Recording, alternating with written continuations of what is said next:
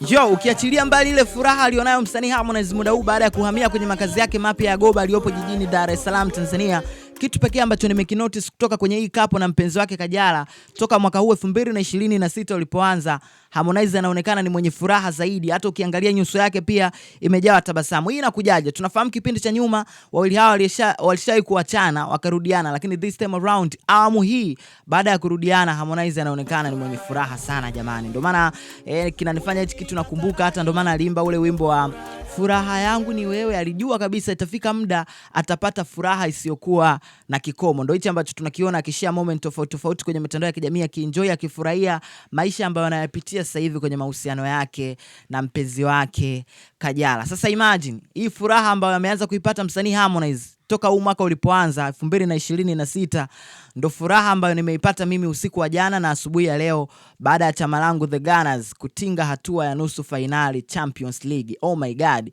Tunafahamu sasa hivi ndugu zetu Real Madrid wana hali mbaya, ndugu zetu pia Barcelona pale ndo sielewi wako hoi taabani, lakini sisi chama ambalo linawakilisha ligi namba 1 duniani EPL lipo Champions League. Tutake nini tena jamani? Sasa leo kiukweli nimeamka na furaha sana. Kwanza kabisa nimeamka shemeji yenu kaniamsha na message nyingi sana za makopa. Nimemshamtumia bi mkubwa nyumbani kijijini kule hela ya mchezo na uhakika wa kula leo mchana. Utanambia nini?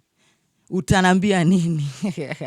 Bana, mimi naitwa Bounce. Niseme tu kuwa kwa hii furaha nilionayo siku ya leo nitashusha content mfululu. Elewa hili neno, nitashusha content mfululu. Sitaki furaha ipotee bure. Maisha yenyewe mafupi haya, au mnasemaje? Yo, I gotta cut my hair. Acha ujinga. I'm ready for you, mama. Unajiuza. You're the buyer. Mimi nishakununua sasa, huko mwingine unatafuta nini? Seriously, man.